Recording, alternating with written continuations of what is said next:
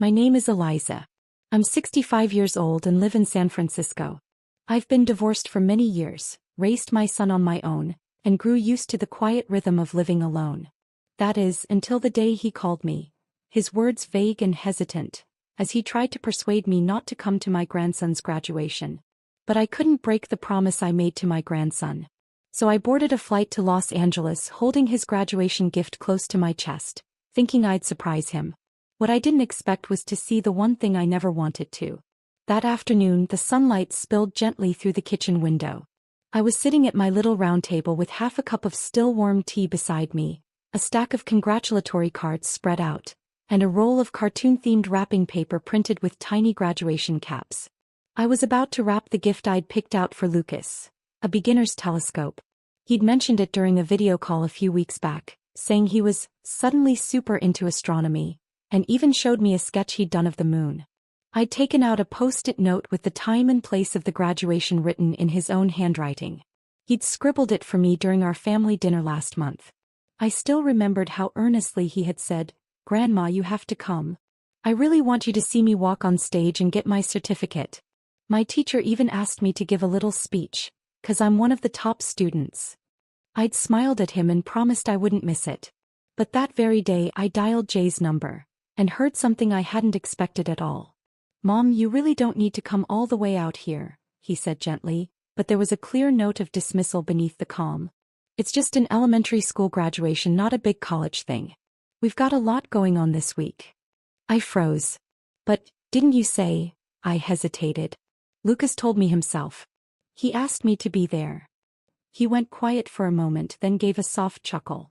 "He's just a kid, Mom. He says all kinds of things. Scarlett thinks it's a bit overblown too. I mean, it's a cute little event, not exactly a milestone." I didn't respond. I could hear some background noise on his end, like someone popping open a bottle in the kitchen. Then he lowered his voice and added, "And the forecast says rain in your area. It's really not worth the trouble." My eyes drifted to the telescope on the table.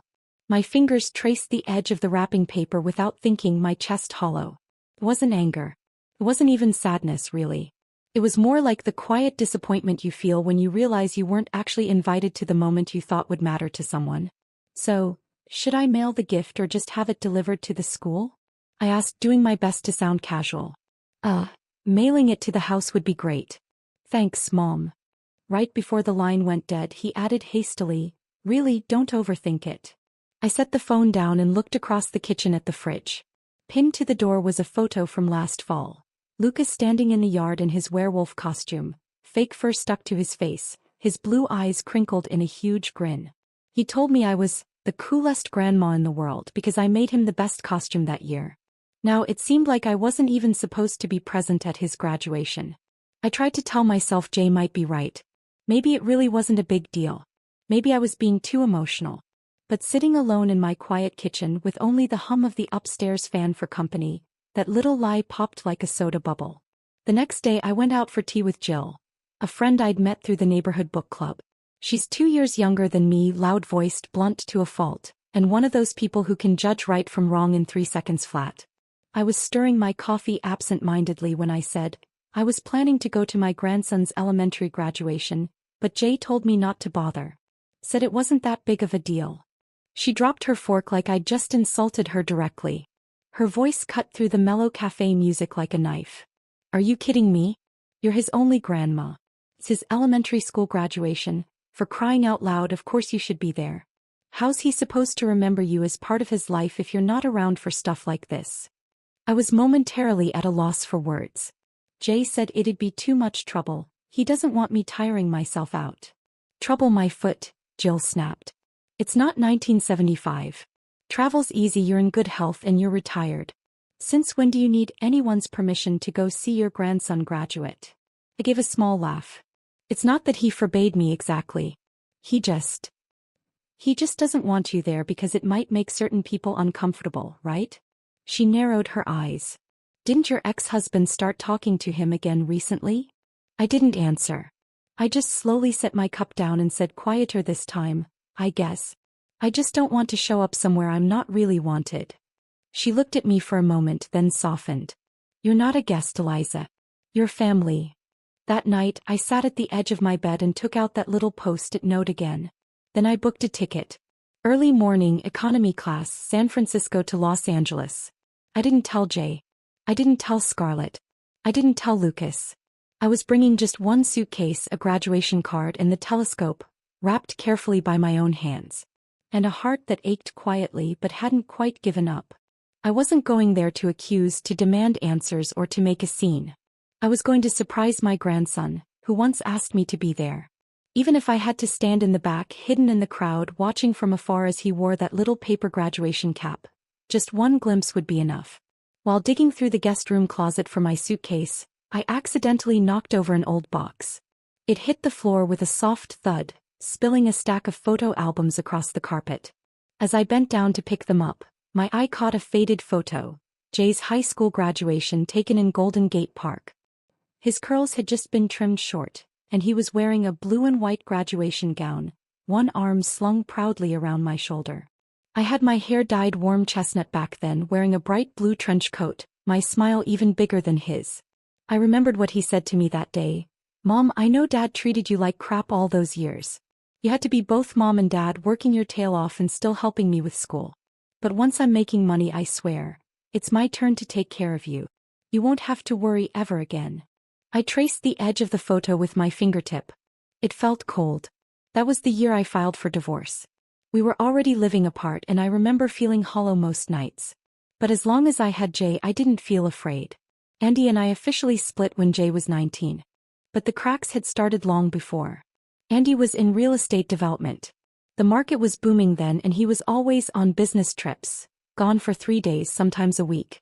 I thought he was hustling for the family, until I got a call from a number I didn't recognize. A woman's voice on the line, blunt as a hammer. "Your husband has another family. You're not the only wife." I didn't cry. I remember just closing the phone and going back to the kitchen to finish dinner.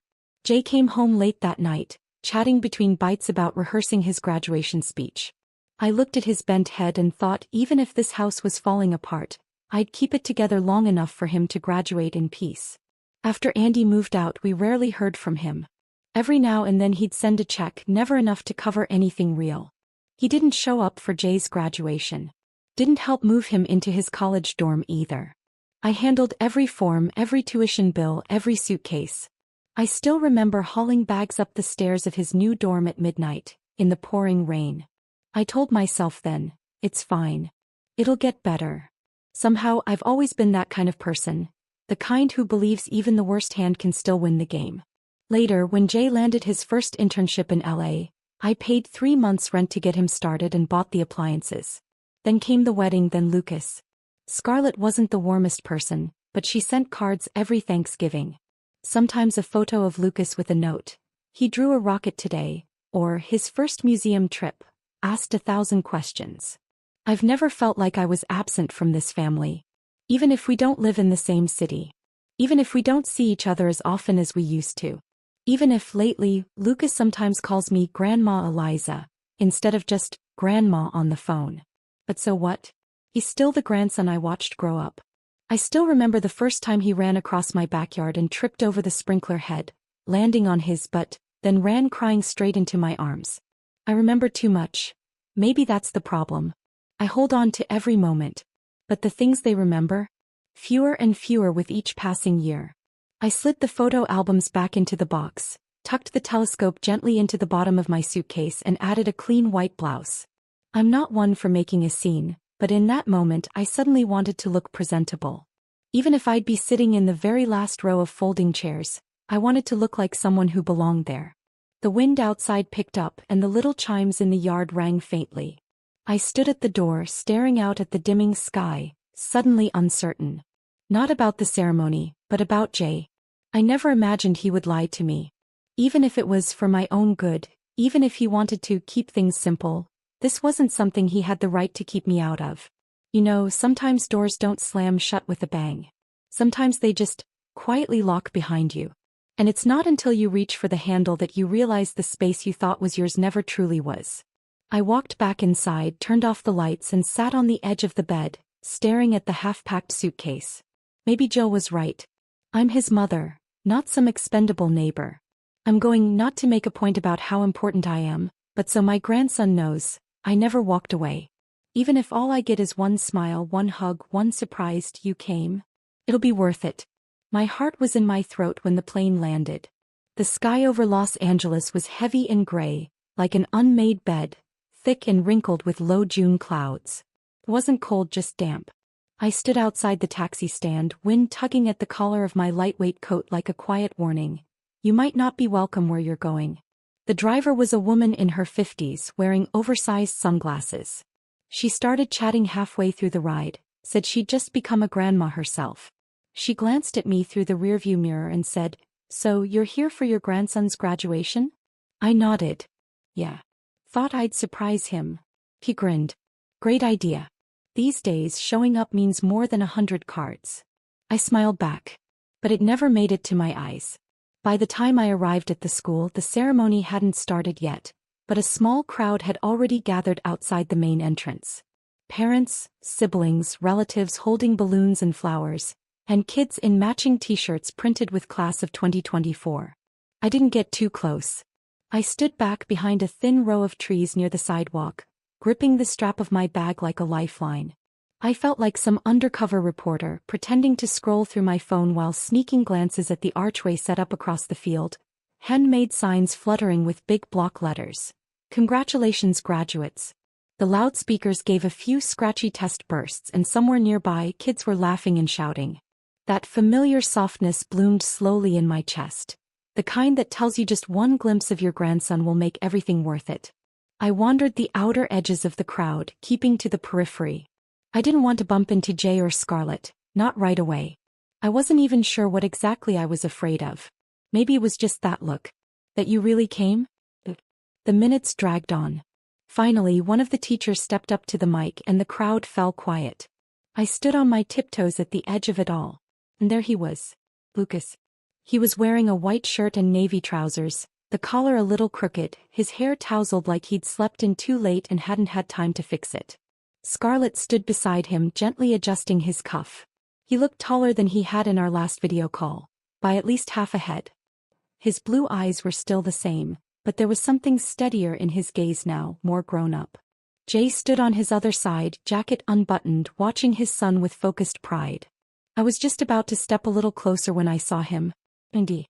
He was standing right next to Jay in a gray suit, hair silvered but looking surprisingly sharp. Beside him stood a woman in a pale beige dress, every curl in place, her makeup flawless, her long skirt bright and flowing. That was Mary, his new wife. They were chatting with Jay, smiling, positioning themselves for a photo. Scarlett nudged Lucas gently toward the center, and Andy casually laid a hand on the boy's shoulder. Mary stood beside them, smiling kindly, playing the role of the considerate step-grandmother. Then I heard Jay's voice rise above the buzz of the crowd, cheerful and warm.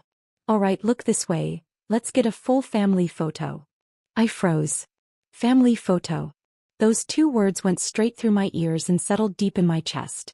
The volume wasn't loud, but in my head they exploded like a drumbeat again and again.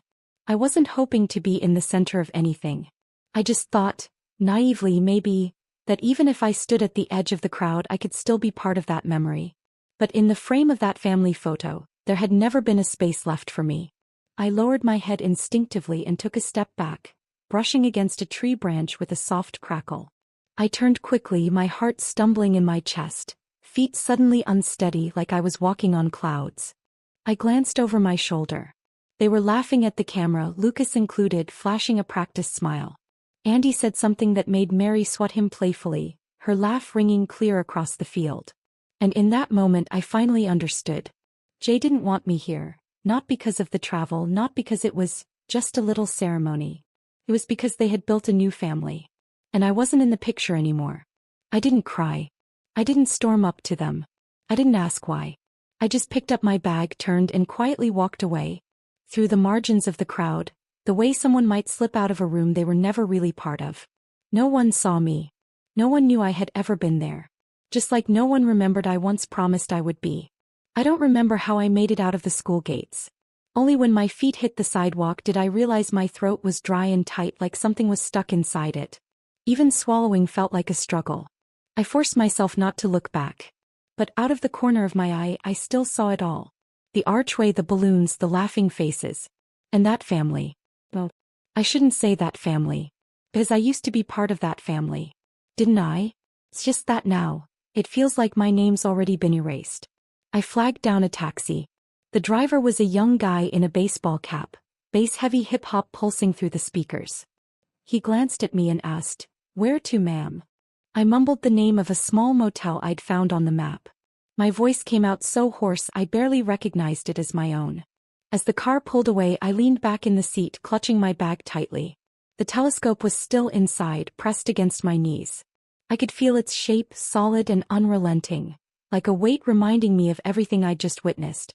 I really thought I could hold it together. I tried. But tears don't ask for permission. They don't wait for the right moment. They don't care if you're still out in public.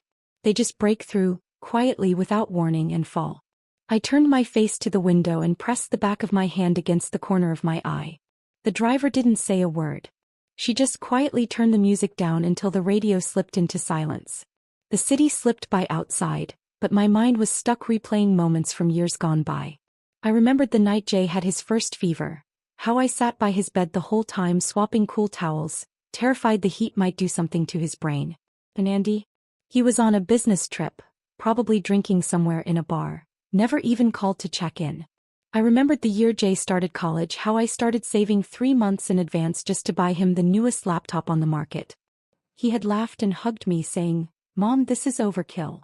What college kid needs a computer this fancy?"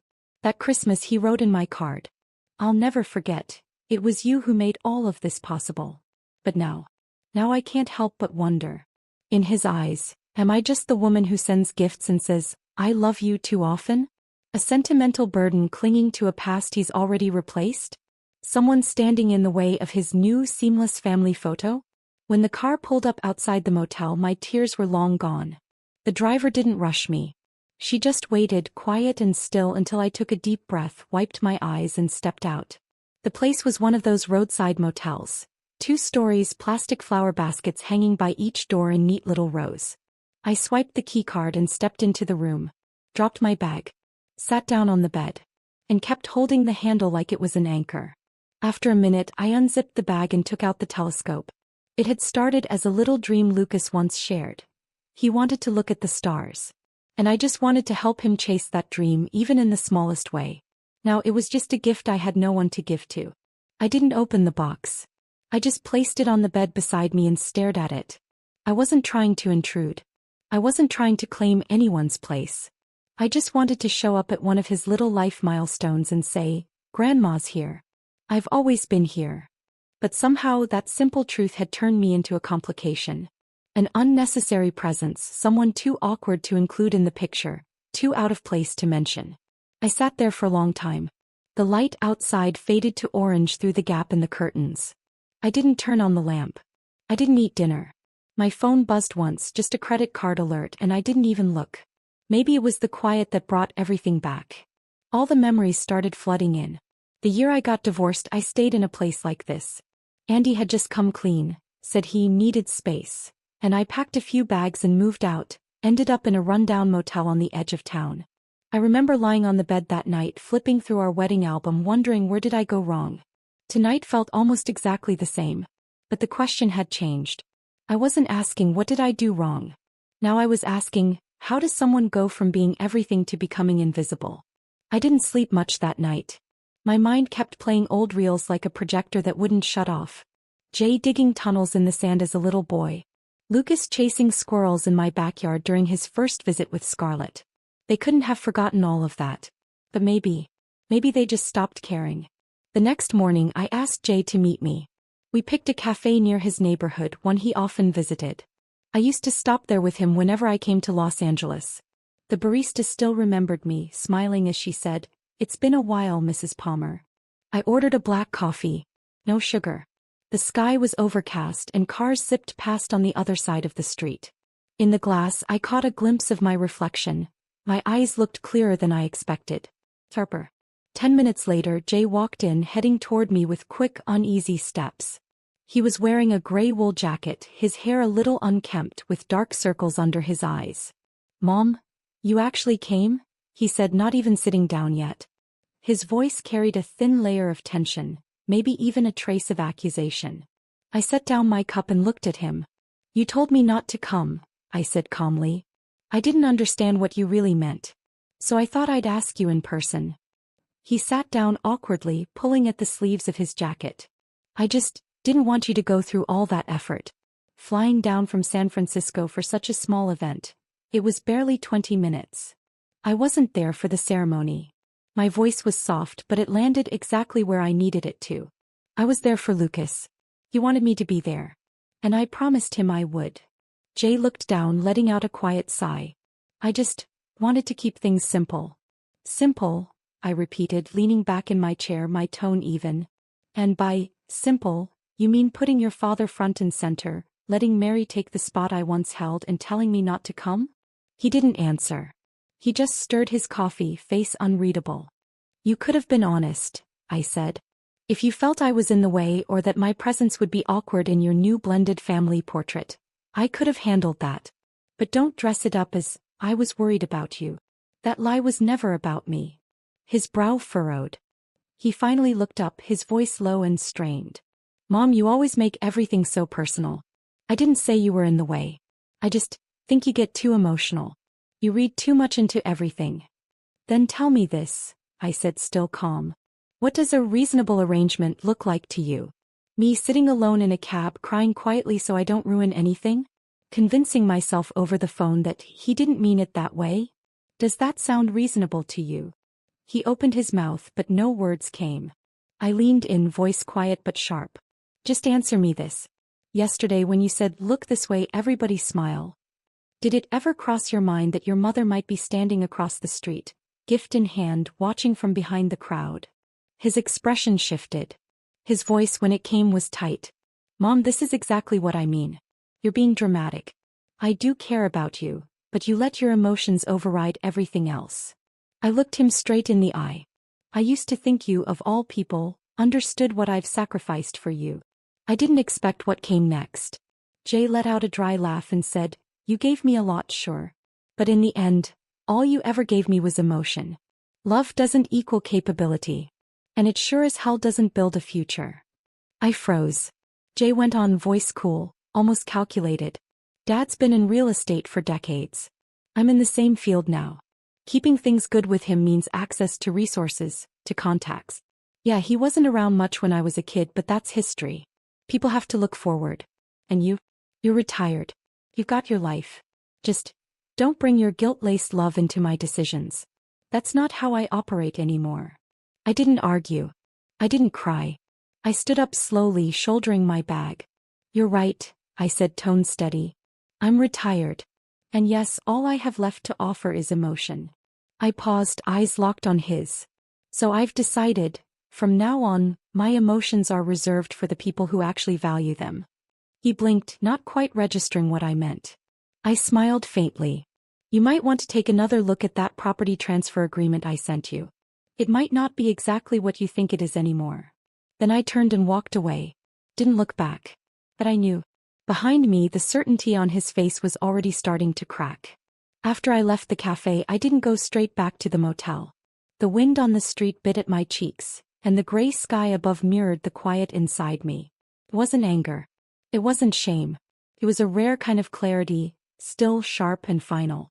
The kind that tells you, this is the end of the line. And if you keep walking from here on, you'll be walking alone. And that's okay. I stood at the corner and pulled out my phone, scrolling to a folder I hadn't opened in a while. A contact for the law firm I'd consulted a few years ago when I was reviewing my retirement plans. Back then, I'd still believed in securing something for Jay's future. I'd had hope. I'd had trust. I was even optimistic enough to think he'd understand what I was trying to do for him.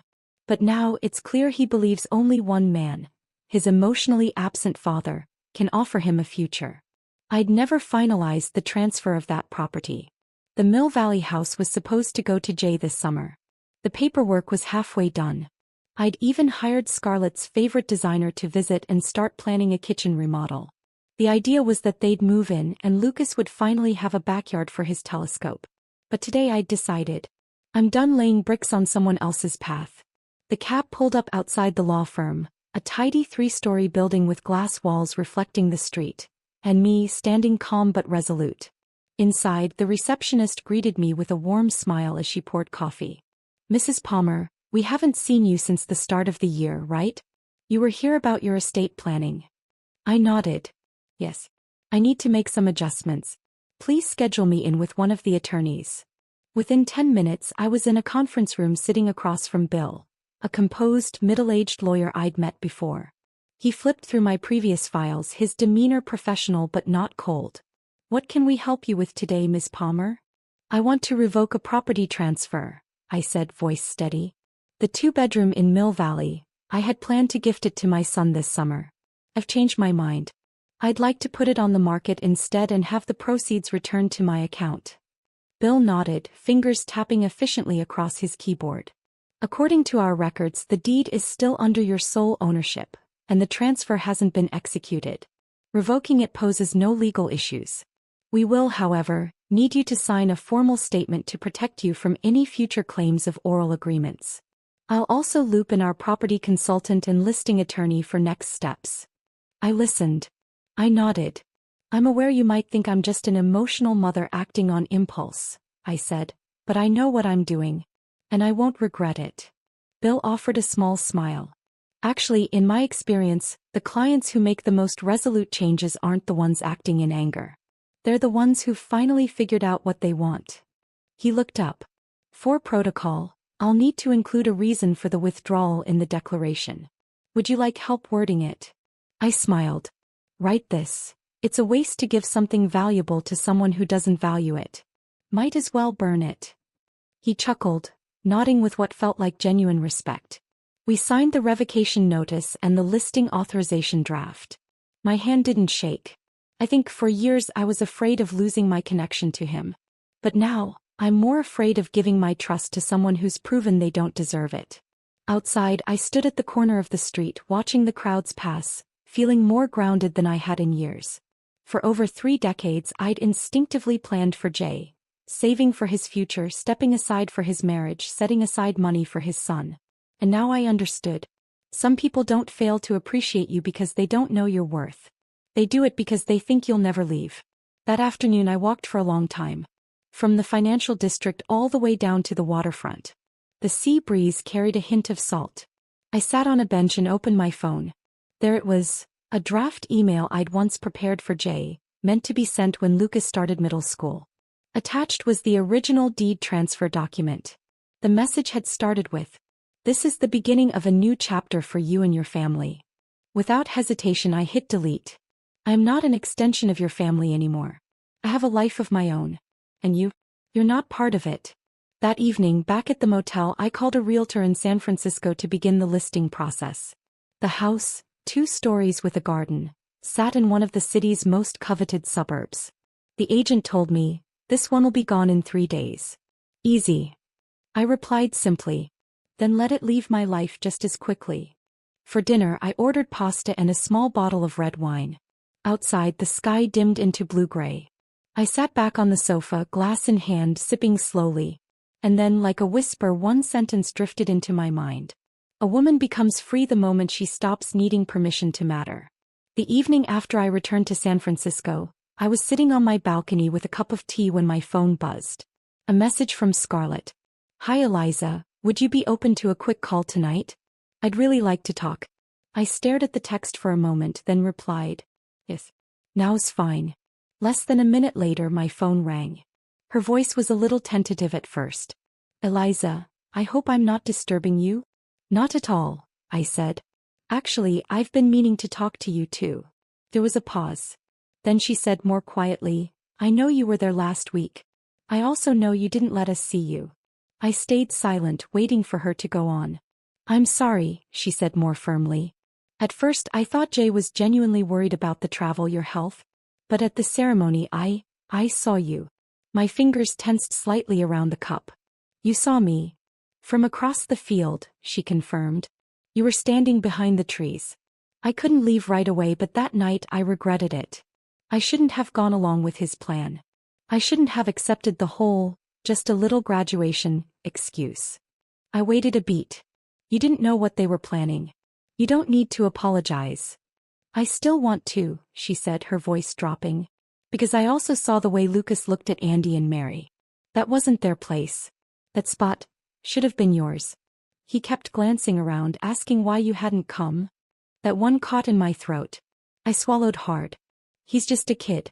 He doesn't understand what's really going on. But the adults do, she said quietly. I heard soft sounds in the background, pans boiling water. She was in the kitchen, probably making dinner, and I could sense the weight of what she was about to say. I've started noticing some things, she said more slowly. Especially Mary. She keeps saying you're too emotional, that you're just bored in retirement and trying to interfere with younger people's lives. I gave a small, humorless laugh. That sounds like her. She's always been like that. And frankly, she's exactly the kind of woman Andy would end up with. And Andy, Scarlett hesitated. He's been talking to Jay about these investment projects lately. At first, I didn't think much of it. But last week he asked if we'd use our house as loan collateral. I sat up straight. Your house? Yes. He said it was just for backing, nothing would actually happen, and Jay, he was seriously considering it.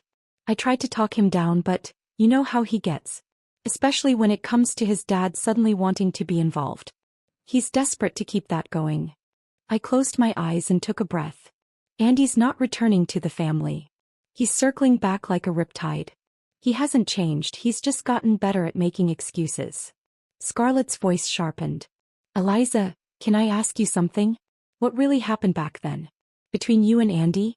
I know you divorced, but Jay never talked about it. You never really did either.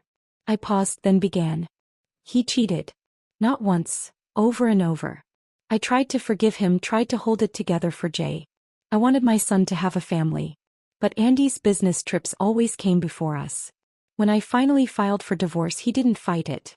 He just left a note and walked out with the woman he'd been seeing. All he said was, I don't love you anymore. Scarlett didn't say anything. Just the soft bubbling of water in the background. He hasn't done well over the years, I added. I've heard from mutual friends. Bad investments, deep in debt. Reaching out to Jay now. It's not about love. I don't know what he's told you, but I can promise you this. If he truly cared about your family, he wouldn't be asking to risk your house. He wouldn't be leveraging your son's trust to bail himself out. There was a long pause. Then Scarlett said softly but with certainty, I believe you. I nodded, though she couldn't see it. I'm not asking you to take sides. I'm just asking you to stay alert, especially for Lucas. He's already starting to notice, she said. The other day he asked me, did Grandma Eliza not come because Grandpa said she couldn't? I didn't know what to say. I took a deep breath. My voice was steadier than I expected. You don't need to speak for me. Just be there for him. And when the time comes to choose, don't be too late. I won't be, she promised. And Eliza, anytime you want to come over, please do. Jay can say what he wants, I'll deal with it. I smiled, a genuine one this time. Thank you, Scarlett. Honestly, sometimes I think you're the one who feels most like a daughter in that household. She laughed, a little shyly. Then promise me something, okay? Come over for dinner sometime. Don't let their mistakes isolate you. I will, I said.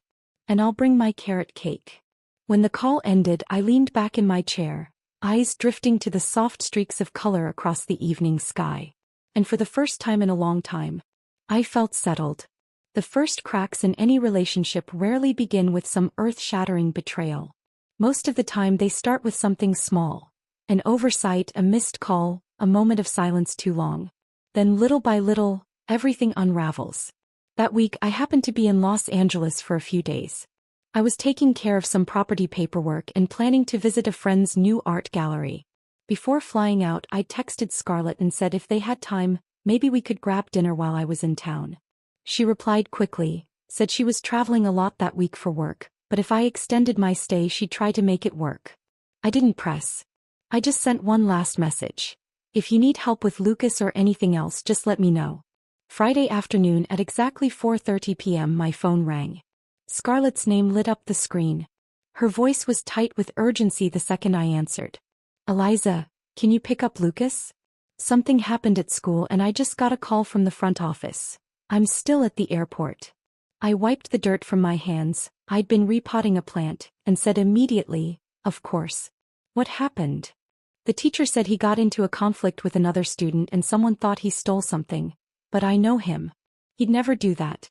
It's probably just a misunderstanding. New school, unfamiliar kids." "I understand. I'm heading over now. Text me the address." 40 minutes later, I arrived at the school. After checking in at the front desk, I was led to the administration office. Lucas was sitting just outside, stiff as a board. He gripped the string of his school ID badge tightly in his small hands, eyes wide and unsettled, somewhere between frightened and humiliated. The moment he saw me, he exhaled like he'd been holding his breath for hours. "Grandma." I knelt down beside him. "I'm here, sweetheart. You're okay now." The teacher, a man in his early 40s, approached with that practiced smile people wear after defusing too many kid fights. "We haven't drawn any conclusions yet," he said. "We just wanted to understand what happened." Another student's pencil case went missing. It was later found near Lucas's backpack. "Did you search his bag?" I asked, calm but firm. "We followed procedure. Just asked questions, no search. We spoke with both kids to clarify and de-escalate." I turned to Lucas and spoke softly. "Did you take anything?" He shook his head instantly, voice trembling. "No. I didn't even know there was a pencil case missing." I nodded, then looked at the teacher. "I'm going to take him home. His mom is on her way back. If you need anything else from us, you know how to reach her." The teacher nodded, polite as ever, and walked us to the door. In the car, Lucas sat in the back seat, jaw clenched, his lips pale from biting too hard. As I drove, I said gently, "You didn't do anything wrong. You don't have to carry guilt for someone else's assumptions." He whispered, "Grandpa says, if people keep misunderstanding you, then maybe you really are doing something wrong." I blinked, tightening my grip on the wheel. "Your grandpa, Andy." He nodded. "He said if a teacher thinks you did something, you should look at yourself first. Maybe it's your fault." I felt a slow burn rise in my chest. "And what do you think?" I asked carefully. "Do you believe you did something wrong?" He shook his head again, eyes glassy. "I didn't. I hate that no one believed me."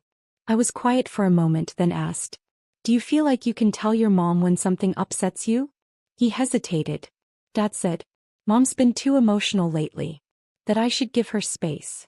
That hit me like a blunt instrument to the chest. I slowed the car down and kept my voice soft.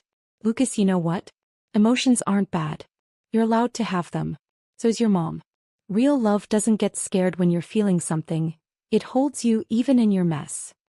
He looked up at me, and for the first time since I picked him up, something in his expression softened. His eyes met mine, and in them I saw the faint flicker of trust returning. Like a door slightly opening, just enough to let the light back in. When we got back to the house, Scarlett was just stepping out of her car. The moment she saw me walking out with Lucas, her whole posture relaxed. She hurried over. "Thank you, Eliza," she said, her voice full of relief. I nodded, keeping my voice low. "We need to talk. He's been hearing things no child should be hearing." Scarlett's face tightened immediately. She ushered Lucas inside, handed him a mug of hot cocoa, and turned back to me. "Jay's working late tonight," she said, lowering her voice. "But honestly, I don't know how much longer I can keep quiet." I sat down across from her and looked her directly in the eyes. "You need to make him understand. The man he's trying to depend on, his father, is already undermining this family." She hesitated, then reached for her phone. She pulled up a few screenshots, bank transfers. "Did you know," she said, "he's already loaned Andy money. Twice. The last one was $3,000. Andy labeled it as consulting services, but let's be honest, that money's gone." I looked up sharply. "And you told Jay the risk?" "I did," she said coldly. "He wouldn't listen. He told me, even if it fails, I owe my father the chance to try." I let out a bitter laugh. "He's not giving Andy a chance, he's feeding a fantasy. A desperate wish to make up for years of absence." Scarlett nodded. Her tone was calm, but her words were steel. "Well, the fantasy ends now." I glanced at Lucas, curled up on the couch, quietly watching TV, but the occasional flicker of anxiety in his eyes was unmistakable. I took a deep breath.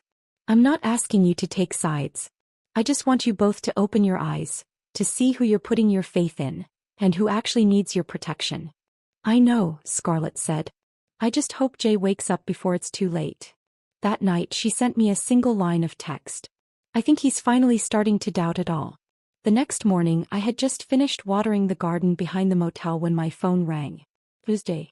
His name on the screen made me pause. I hesitated, then picked up. Mom. His voice was low, hoarse, like he hadn't slept. I'm here, I said steady. There was a pause. Then he asked, do you have time? I'd like to talk. In person. I considered for a moment. Meet me at the cafe near my motel. 10 o'clock. He said. That was all. When he walked in he looked worse than he had days ago. Unshaven, eyes shadowed, shoulders heavy with something he wasn't ready to name. But what I did see, what I hadn't seen in a long time, was doubt. Scarlett told me what you did for Lucas, he began. Thank you. I didn't answer immediately. I just looked at him. You didn't come here just to say thank you, did you? He shook his head and pulled a small stack of papers from his coat pocket. These are the transfers I made to Dad. And these, he tapped a second sheet, are the project outlines he gave me. Last night I took them to a friend at the bank.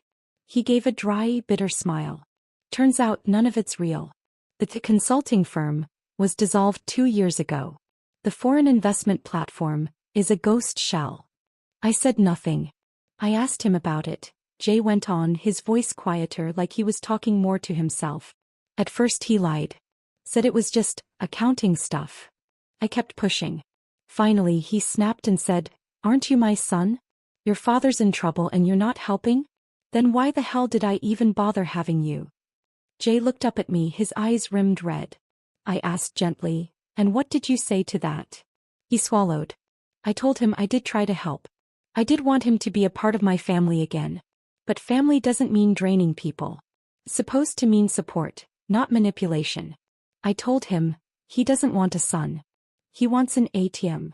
When he finished, his whole body sagged back into the chair like he'd been holding that sentence in for years. I nodded slowly, reached into my bag and pulled out a folder. I slid it across the table. He frowned, confused. What's this? 3 years of his civil debt records, his credit rating, and 2 outstanding collections from separate banks, I said calmly. Jay's eyes widened. How did you even get these? Because I've known who he is for a long time, I replied. You just never wanted to hear it. He stared down at the papers, his fingers trembling against the edge of the table. You think I'm meddling, emotional, outdated, that I don't understand your world, I said, my voice calm but firm. But let me tell you something, Jay. The problems I've handled, the landmines I've stepped on, the people I've dealt with in my life, they probably outnumber all the balance sheets you've ever seen. He looked up, a flicker of panic breaking through his exhaustion. The house, he began, and in his eyes for a fleeting second, I saw a glimmer of hope. The one you were planning to give me, was that? I cut him off. Yes. I was going to give it to you. He didn't speak, just clenched the edge of the chair so tightly his knuckles turned white. But then I realized, I continued, I no longer want to use my life to maintain a relationship that lacks the most basic form of respect. Mom, it's not that I'm not grateful, he said quickly, almost pleading. I really believed Dad had changed. He told me he regretted not being there while I was growing up. He said he wanted to make things right. I looked at him and said, steady as stone, maybe he does regret it, but not because he missed you. Because now you're in a position to help pay off his debts. Jay dropped his head into his hands and exhaled, long and shaky. I didn't reach out. I didn't offer comfort. Maybe this was the first time he was truly feeling the weight of what he'd lost. And I wanted him to remember it. Eventually he lifted his head, voice scraping like broken glass. So, you don't trust me anymore? I didn't answer right away. I simply said softly, trust isn't a promise. It's something you build piece by piece. You broke it, Jay. Don't expect me to keep standing where you left me. His jaw tightened. I get it. I stood up, reaching for my bag. I won't be designing your future anymore. You're a grown man. Time you take responsibility for it. I didn't offer a hug. I didn't add a single word of encouragement. When I walked out of the cafe, I didn't look back. But I knew, he was still sitting at that table, staring at the crumbled illusion he'd clung to, now sinking into the cold light of reality. A few days later, I returned to San Francisco. Instead of going straight home from the airport, I headed to the coast, a trail I loved, where the path hugged the cliffs and the Golden Gate arched in the distance, its steel frame drawing a bold red line across the sky. I sat on a bench, coffee in hand, scrolling through old photos on my phone. Snapshots of me and Jay from years ago. Of me cradling newborn Lucas. Of the three of us in the botanical gardens, smiling under the sun. Those pictures once filled me with pride. With hope. They still mean something. But now I don't need them to prove I was needed. I'm not someone's shadow. Not someone's sacrifice. I'm me. The next day I called my attorney to confirm. The offers on the Mill Valley property had reached the expected range. I told her to accept the highest bid. The funds were to be transferred directly into my personal trust, for my retirement and for a community initiative I'd been dreaming of. After walking through the steps, she asked politely, "Would you still like to keep the original heir designation active?" "No," I said without hesitation. "Cancel it. The ownership is mine, now and for as long as I decide who is truly worthy." She laughed lightly. "You've always been one of our most decisive clients." I chuckled. A woman finds clarity the moment she stops waiting for others to define her worth. That evening an email landed in my inbox. It was from Scarlett. Subject: "We'd love to have you for dinner sometime soon." Body: "Lucas has something he wants to say to you. I hope you'll come. And this time, don't stay at a motel. Family should stay under the same roof." I smiled. Quietly, deeply, and without hesitation. The kind of smile that comes when something broken doesn't hurt anymore. Because you've already built something better. That day I put on a crisp white blouse, packed a homemade carrot cake, grabbed a small bottle of red wine, and drove 6 hours to Los Angeles. Not as a supporting character in someone else's story, but as a woman who was independent, clear-eyed, and still willing to show up with warmth. When the door opened, it was Lucas who came running out. "Grandma!" he shouted, flinging himself into my arms with more force than I remembered from last time. "Hey kiddo," I held him tight, "you've gotten taller. I made a drawing for you," he beamed, tugging me inside. "It's the four of us together." He handed me the picture. Himself, Scarlett, Jay, and me, all standing under a big tree with the word home written in the branches. In the middle there was a smiling dog sitting under the shade. I pointed to the dog. "And who's this?" "That's the dog you said you wanted," he said proudly. "I drew it early, so you already have one." I laughed, my eyes stinging, but no tears fell. I folded the drawing carefully. "When I finally get one, I'll name it Sunny, because it looks like it belongs in the sunshine with us on a weekend." Scarlett stepped over quietly. "Thank you for coming," she said softly. "I know, a lot has happened." I looked at her and nodded. Sometimes the messier things get, the clearer it becomes who's really steady. We shared a look. One of those wordless understandings, and then we both smiled. At dinner, Jay helped carry dishes from the kitchen. He didn't say much. Just glanced at me now and then, like he wanted to speak but didn't know how to begin.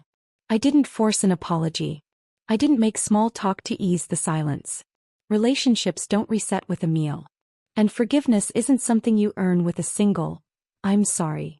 After dinner, I saw him standing alone in the backyard, slipping his phone into his pocket, staring up at the sky like he was finally asking questions he should have asked years ago.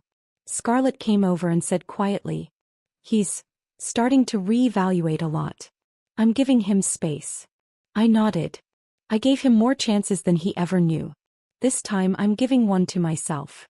2 weeks later, I pinned a hand-lettered flyer to the community bulletin board at the Cultural Center. Eliza's room. Financial clarity and rebuilding for retired women. Wednesdays 2 to 4 p.m. You don't have to live for anyone else to win yourself back. 5 women came to the first session. 11 the second. By the end of the month, we had to move to the larger conference room because the folding chairs just weren't enough anymore. Every week I shared what I knew: real estate steps, trust management, and most importantly, how to define your worth without waiting for anyone's permission. After one session, a woman approached me and said, "You're the clearest thinking woman I've ever heard."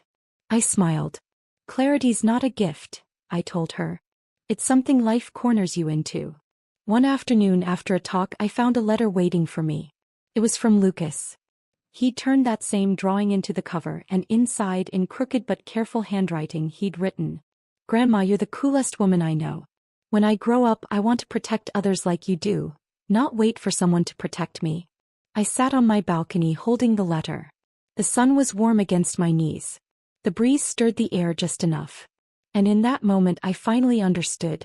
Rebuilding your life doesn't always start with fanfare. It begins the moment you stop living as someone else's extension and finally decide to become your own foundation.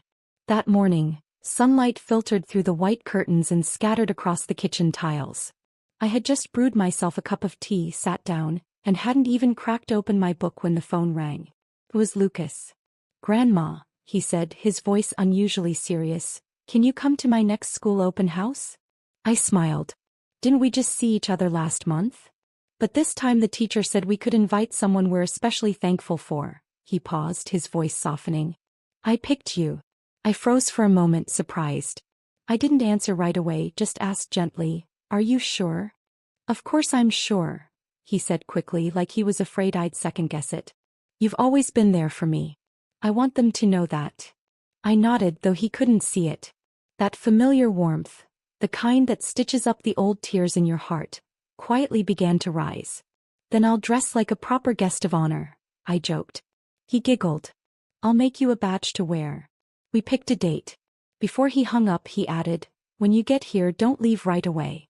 I have something I want to give you." As the screen dimmed in my hand, my thoughts wandered back years ago, to the day I watched Jay walk across the stage at his college graduation. I remember thinking, this is it. This is what fulfillment feels like. Watching your child succeed while you cheer quietly from the audience. But now I see it differently. Fulfillment isn't just being invited to witness someone else's moment. It's when the people you love start writing you into the center of their story, without needing to be asked. On Family Day, I wore a navy wool coat and pinned a hand-drawn badge to my chest. Lucas had made it himself.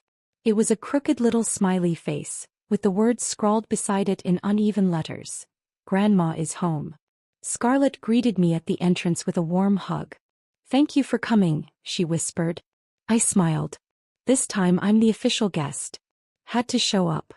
Jay was there too. He gave me a quiet nod, restrained but sincere. There were still words left unspoken between us. But that was okay. Real relationships aren't rebuilt in a single conversation. They take time and effort. Trust, respect, and the willingness to keep trying. After the event, Lucas pulled me over to the side lawn. "I made you something," he said, handing me a small rolled-up booklet. "This is my first issue of our family magazine. It's for you." I unrolled it. The cover was hand-drawn. A woman standing on a mountaintop, stars behind her and a dog at her feet. Sunny, the dog I'd said I wanted one day. At the top, in big bold letters, it read, "The Real Family Hero." I smiled through it front to back, then knelt down and hugged him close. "Thank you," I said, holding him tighter than I probably needed to. "Grandma has always been proud to have you as my grandson." He blinked up at me and said softly, "And I'll keep giving you reasons to be proud."